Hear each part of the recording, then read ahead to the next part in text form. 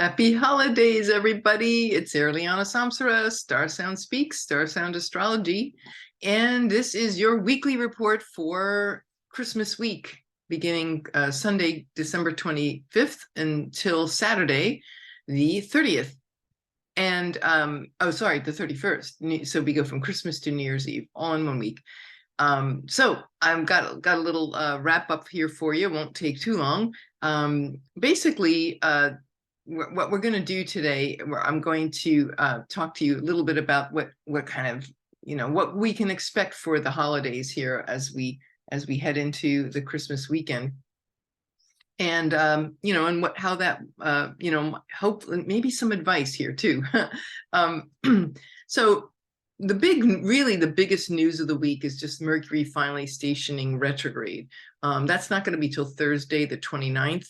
But we always feel it several days before. And when you really break down Mercury retrograde, or any retrograde, but it's the most noticeable, of course, with Mercury, because it moves so dang fast. And then Mercury becomes poster boy for ADD, becomes slow. When he slows down, goes retrograde, and goes on this kind of mystical journey. But it's really on a practical level, and we are talking practical here because welcome to the new moon in Capricorn, right? We got the stellium in Capricorn. We're all being practical and wise and patient. And even Mercury is learning this. So it's pretty interesting. But as that planet kind of makes that U-turn that comes into, as it begins its retrograde journey, that's always the most challenging part. It's when it's like when we settle into meditation, we're kind of like, I don't know about you, but it's never, you don't just sit down and just start meditating. It's like you have to fuss around and get settled, and then you're finally able to go in for that ride. So that those few days before, I'd say probably by, let's see, if it starts Thursday, I'd say maybe Sunday, Monday, by then, and then for a few days after, it's where those energies are loudest. And then again, when it goes direct, which would be 3 weeks from now, in January. Let me see, the exact retrograde date will be in when it comes back, January 18th. So from the 29th of December through it'll be early Wednesday morning Eastern Standard Time, January 18th. So we're going to take this trip together.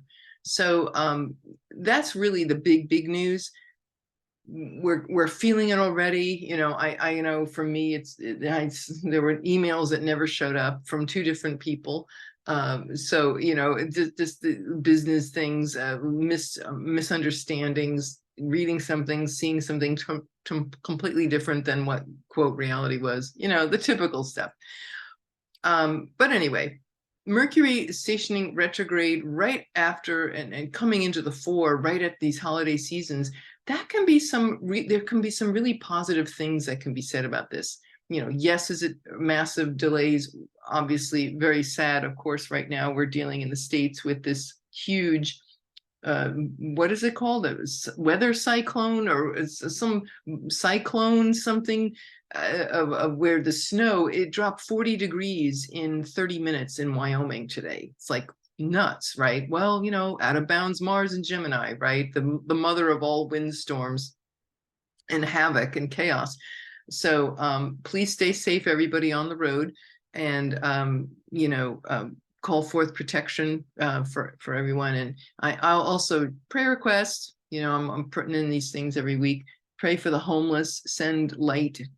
I always like to send warm orange light to the homeless. You can imagine just dealing with that and being homeless on top of it. It's just horrendous. So anyway, just having lots and lots of divine mother compassion for everybody right now, and facing that storm. Anyway, so Mercury retrograde, Mercury's this is going to offer some great opportunities for this weekend. And so let's jump back to the this Sunday, right? Christmas Day. Where Mercury is going to be in, and then Venus very closely too. They're both dancing in a sextile with Neptune. So what does that mean? It's an overcoming sextile. So there's some You know, I would say the words that are coming to me is like patience saves the day. Of course, we have to always be more patient when Mercury, you know, flubs and fluffs and misunderstandings and missed appointments and things.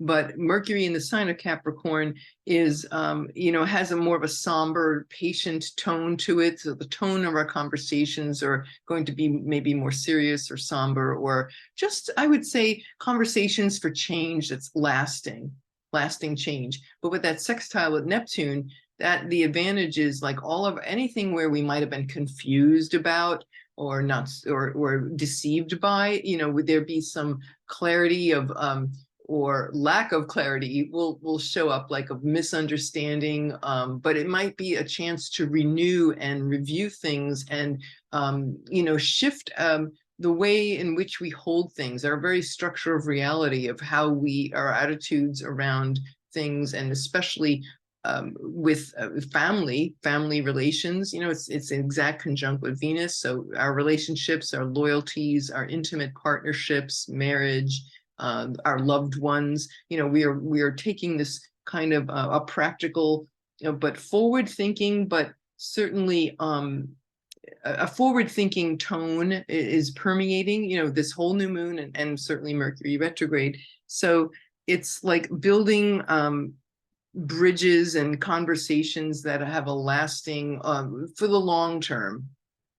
And with that sextile with Neptune, it's like we can bring these conversations and infuse them into what we really desire and what are our greatest wishes and dreams. So sensible conversations can benefit any kind of delusions or illusions you may have, or confusion around these subjects. That's nice, you know. And when I think of Neptune and Pisces, I think of, you know, outrageous, you know, musical, transcendent, dreamy states. This our poetic kind of consciousness, and the divine, the love of the divine, the bhakti. I would say the bhakti planet, you know. So Mercury and Venus and Capricorn, bringing some stability to where we might want to go that might be confusing, or conversations that might be confusing or leading us astray. The positive side of it could be, you know, what we wish most for, what we want most, and that will be a stable, you know, a stable conversations and connections and networking, and our connections and love and socializing, and our vulnerability. You know, where are we vulnerable around our families, you know? And so this weekend we could have some really cool conversations, I think, you know, regarding that, our loved ones. Ooh, ding, I just heard that bell. So I guess that's the universe saying, yeah, go for it. So you know, think long term. When Mercury retrograde in Capricorn is like, just think about like what kind of we're reviewing our opinions around our authority figures, bosses, authority figures, elders, parents, grandparents. Those are all Capricornian subjects. And I think we could be certainly people from our past always coming back into our life. So people from our maybe former authority figures or parents, or reuniting, but seeing things. When Mercury's retrograde, we're seeing these things from a different perspective, from a more divine perspective, because Mercury's moving in the same direction as the sun. So that gives it more of a quality of the divine mind, and we think about our souls. It's not the drudgery of the everyday busyness of Mercury. Mercury's slowed down, and he's in this kind of meditation. I think of the Mercury retrograde as like a 3-week meditation. So honestly, I have to say, I used to go crazy when I was younger. I hated Mercury retrograde. It drove me nuts. But as I got older and hopefully wiser, I started seeing it differently. And I realized that I think it's because the more at peace I became about myself, the more I could accept change or things that didn't go my way. I gave up my control freak thing, getting softer and older, and softer on these things and relaxed about it. And so then I actually started enjoying Mercury retrograde. I know I was probably the only one that feels this way because there's so much on the internet. Of course, it's so much fun to make fun of Mercury retrograde, but there really is this beautiful aspect to it. And to me, it feels like when I was a kid, when we'd have a really big snowstorm, I remember one year, it was like, I have to say, it was like 36 inches. It was like 3 feet of snow. And of course, we were in elementary school and we had several days off from school. Of course, we were thrilled. We went outside and we went sledding and with our sleds and building snowmen, and the boys built forts. And I mean, it was just amazing. But what I loved was that silence.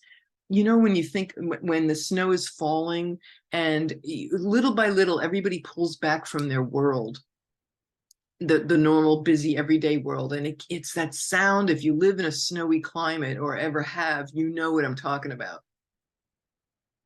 That deep silence, everything's muffled. Like you hear a car going down the street and the muffler, you know, and you can barely hear the tires. It's like velvet, like they're riding on velvet. And it's this soft, sweet silence.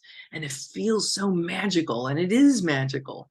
And the fact that we were off from school was magical, you know, and nobody was like, oh, well, I have to finish my assignment, you know, the teacher gave it. Everybody was like, forget it, man. We went into this like altered state, and we were in this amazing, of course, our parents were like, oh, I got to shovel the snow. But for those first few days before the snow gets gross and dirty and slushy, it's just this sweet silence. And so that Mercury retrograde in the sign of Capricorn, you know, I'm thinking about that magical place that Mercury retrograde takes us to.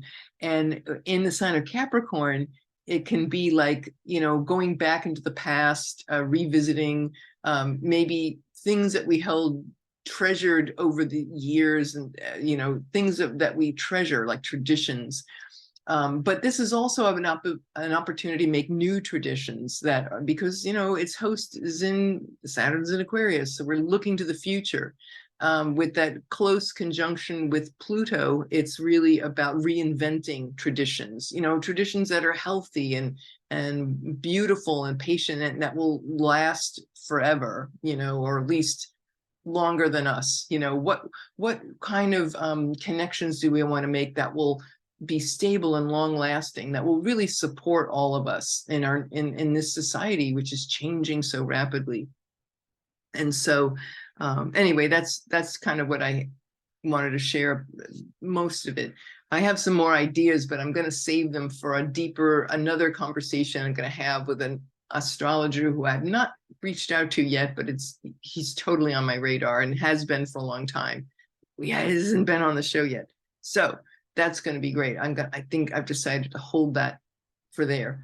But anyway, yeah, so by New Year's Eve, we have Venus conjunction with Pluto. So again, you know, you don't be surprised if you find something that just unexpected, the unexpected delays, but things, communications, secrets, things that may just come up that get revealed that are just like, could blow you away. But it could cause some, you know, there could be some upsets, like major upsets, or having to do with like family dynamics, you know, with Pluto so close to that retrograde with Pluto, and then Venus is going to keep marching on and conjunct it by New Year's Eve. So, you know, that could provide a lot of, it could be a lot of emotionally cathartic relationship events that can be like blowing open like a volcano. But the good news, you always want to lean into, you know, we want to ask ourselves, what is the transformation? What is available here that can be transformed and healed for like all eternity? Like, when I think there was this book, this memoir this woman wrote, her name was Yoga Girl. And I remember reading this excerpt, and it never left me. She wrote it a few years ago, and she talked about how she healed this like family karma, this shaman or something. She was down in like the islands, I think somewhere in the Caribbean, and this shaman saw her and he said, you know, you have like family karma to heal. And it was an incredible story. But she did this deep, deep work, and it was hugely healing. A lot of tears and things came out. And when it was done, he said to her, "You have healed." Oh, I'm just getting chills saying this. Oh, my legs are like, and he said, "You have healed like all this," I want to call it the pain body of the DNA, the pain body of what has occurred for going back eons in your family, several generations. So when we heal the current time, we also heal the past, right? Because there really, there really is no time. So that's something that we may want to carry with us in our heart as we go through this journey that starts this coming week. Healing, the healing that takes place over time, the patience and the wisdom and the insights that are gained from taking this on. So I just love the fact that, he told her, like, you have healed your past family karma and the karma of your ancestors from the work you've done. And moving forward, he said, your daughter will not carry this anymore. Oh, I'm just still getting chills. Oh, my legs are like, and I've got sweaters on, so I know it's not me being cold.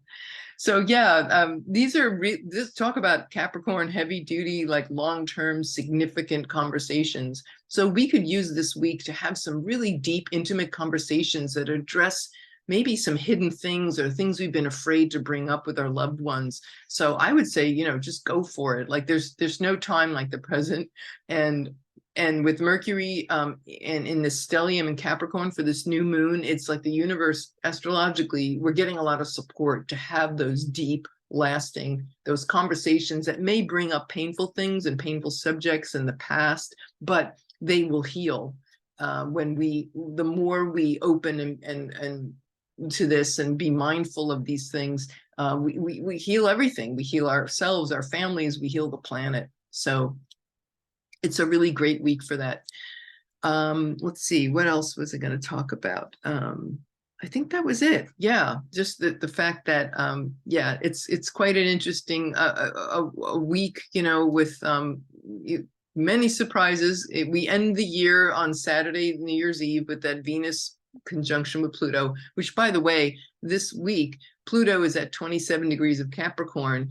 And that is exactly where it was when the American Revolution started, when the Declaration of Independence was signed, was 27 degrees, 33 minutes. So yeah, that's where Pluto is. Went retrograde, and it's now back in time for Christmas. So this revolution in consciousness is available to us. And with Venus there, it's like, yes, we're going to reach into our loyalties and our agreements, and what kind of society do we want to build, and what kind of loving connections do we want to build that are really, really healthy and sustainable. And how might we support that? What needs to be examined so that, and toxic patterns and unconscious spheres and things, what needs to be embraced and let go of so that we can move into this. Oh, anyway, that's all, right? So I hope you've enjoyed this. I have some more really great stuff coming up for this year. I have to say, it's been really exciting having so many wonderful, all of you guys have been on the podcast, my cohorts in Nightlight Astrology, and all these wonderful of our wonderful astrologer friends from around the world. We're going to keep on doing it. We have more lined up, and I'm really looking forward to bringing back the people who have been here, and we've got a bunch of new ones coming on too. So yay. All right. Well, I know there's something bugging me in the back of my head. Like, okay, as soon as I turn this off, I'm going to remember it. It's going to drive me crazy. No, but yeah, basically that's what I wanted to say. So I hope you have a great one and a beautiful, beautiful, blessed holiday season, Christmas, Hanukkah, Kwanzaa, you name it. We're celebrating the light and the return of the light, this symbolic movement with the sun in Capricorn. So much love and blessings to all of you, and we will see you all next time very soon. Thank you so much for listening. This is Irlianna Samsara, StarSound Speaks, StarSoundastrology.com. Take care now.